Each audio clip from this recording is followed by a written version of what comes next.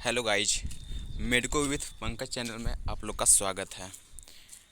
आज हम लोग देखेंगे मेनिंजाइटिस का पार्ट 2। जो कि हम लोग मेनिंजाइटिस का पार्ट 1 में हम लोग देख चुके थे। एक्यूट देख चुके थे और उसका काउजेज देख चुके थे। और एक्यूट में देख चुके थे हम लोग पायोजेनिक और एक वायरल। ठीक नहीं, आज वायरल देखना है। एक्यूट में पायोजेनिक देख चुके थे। ठीक है, तो हम लोग एक्यूट में देखेंगे आज एसेप्टिक, जिसको वायरल बोलते हैं, मेनिंजाइटिस। ठीक है, इसमें हम लोग देखते हैं aseptic meningitis is a term referring to the absence of recognisation organism in a patient with symptoms acute meningitis. इसमें देखा जाता है कि जो बैक्टीरिया के थ्रू नहीं होता है, ठीक ना, जो कोई वायरस के थ्रू होता है, जो कि रिकॉग्नाइजेबल होता है ऑर्गेनिज्म का, ठीक ना, पेशेंट में जो सफ़र करता है उसी को हम लोग एसेप्टिक मेनिंजाइटिस कहते हैं। ठीक है, इसका जो क्लिनिकल फीचर होगा यानी साइन एंड सिम्टम्स होगा, जो कि इसमें सिर्फ दो ही सिम्टम्स देखने को मिलेगा। एक होगा फीवर एंड एक हेडेच। ठीक है, इसके बाद हम लोग देखेंगे सीएसएफ फाइंडिंग। जब हम लोग करेंगे सीएसएफ का कलेक्शन करके उसमें फाइंडिंग करेंगे तो उसमें देखेंगे अपीयरेंस देखेंगे उसका, तो क्लियर दिखाई देगा। ठीक ना, उसका फिर देखेंगे प्रोटीन, तो उसमें मॉडरेटली देखेंगे कि इंक्रीजेज है, मैंने हल्का इंक्रीज करेगा नॉर्मल लेवल से।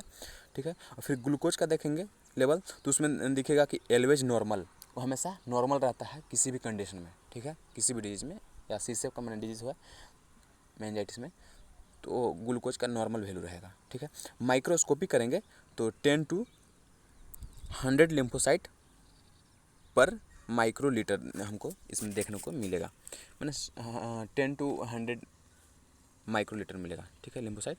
इसके बाद हम लोग देखेंगे क्रोनिक मेनिंजाइटिस। क्रोनिक मेनिंजाइटिस में हम लोग पिछले लेक्चर में देख चुके थे। इसका भाग था 3। ठीक है, 3 पार्टों में भाग डिवाइडेड था। ठीक है, सबसे पहले था ट्यूबरक्लोसिस हम लोग ट्यूबरक्लोसिस देखेंगे। ठीक ना, tuberculosis caused bye Mycobacterium tuberculosis. और सेकेंड था सिफिलिटिक, तो सिफिलिटिक काउज करता है ट्रेपोनेमा पैलिडियम के थ्रू। ठीक है, और जो थर्ड है फंगल, ठीक ना, जो क्रिप्टोकोकल होता है। ठीक है, इसके बाद हम लोग देखेंगे ट्यूबरकल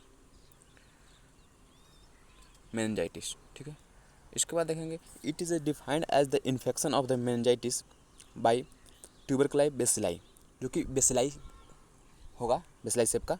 ठीक है, और इसका जो माइकोबैक्टीरियम ट्यूबरकुलोसिस है, human type is the most common.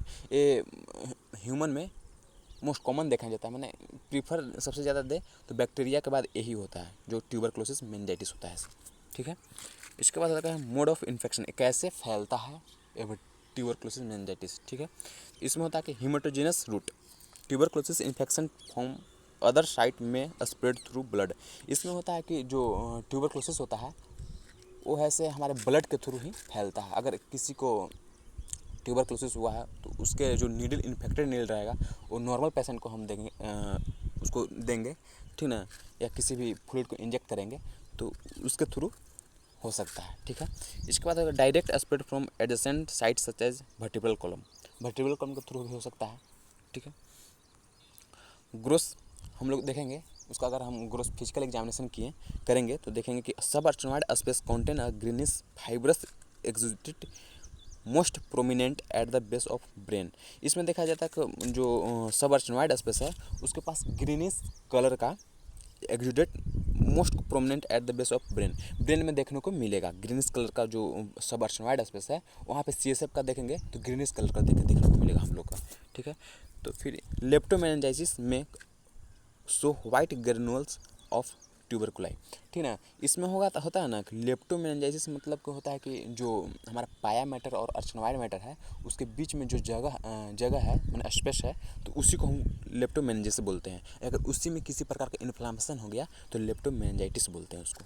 ठीक है, इसके बाद देखेंगे माइक्रोस्कोपी उसको हम करेंगे। ठीक ना, तो देखेंगे तो ग्रेनुलोमा जो उसका जो लेयर होता है ना वो ब्रेन में बना देता है ऊपर से। ठीक है, कंसिस्ट ऑफ इपिथेलियल सेल के through Langerhans giant cell surrounded by lymphocyte. जो ग्रेनुलोमा होगा कंसिस्ट करेगा लिम्फोसाइट सेल के थ्रू, तो वो होगा कि सराउंडेड रहता है लिम्फोसाइट से। जो लिम्फोसाइट होता है WBC का टाइप है, ठीक ना, तो उसी से सराउंडेड रहता है। दे में show central area of Cassius necrosis. इसमें है ना कि उभरा हुआ नेक्रोसिस, यानी वहाँ पे सेल का डेथ मिलेगा, ठीक है, माइक्रोस्कोपी करेंगे तो सेंट्रल एरिया में। क्लिनिकल फीचर इसका देखेंगे तो हेडेच होगा, मेलाइज होगा, मेंटल कन्फ्यूजन होगा, वोमिटिंग, नेक रिजिडिटी, इसमें होगा ना क्लिनिकल फीचर या साइन सिम्टम्स इसको बोलते हैं, ठीक ना। तो इसमें मेलाइज का मतलब होता है कि लेजीनेस, लेजीनेस पेशेंट में देखने को मिलेगा, हेडेच मैंने सिर में दर्द मिलेगा, ठीक ना। मेंटल कन्फ्यूजन, वो थिंकिंग पावर उसका ठीक नहीं रहेगा, ठीक ना। वोमिटिंग देखने को मिलेगा, नेक रिजिडिटी मैंने स्टिफनेस हो जाएगा नेक में, ठीक है। सीएसएफ फाइंडिंग करेंगे तो clear and colourless form cobweb on standing due to the coagulation of fibrinogen. जब उसका क्लियर सीएसएफ क्लियर दिखेगा, ठीक ना, एंड कलरलेस, ठीक है, कलरलेस देखने को मिलेगा। और जब वो स्टैंडिंग पोजीशन में आता है तो उसका जो सीएसएफ है क्लॉट करने लगता है, ठीक ना, क्लॉट देखने को मिलेगा, यानी और fibrinogen fibre thread like structure उसको मिलेगा सीएसएफ में, ठीक है। इसके बाद होता है CSF pressure raised above 300 mm, ठीक है। आज हम लोग मेनिंजाइटिस को कंप्लीट कर चुके हैं। इसके बाद अगले नेक्स्ट टॉपिक में देखते हैं क्या चीज़ आप लोग को प्रोवाइड किया जाए, ठीक है। वीडियो को देखने के लिए धन्यवाद। Thank you so much.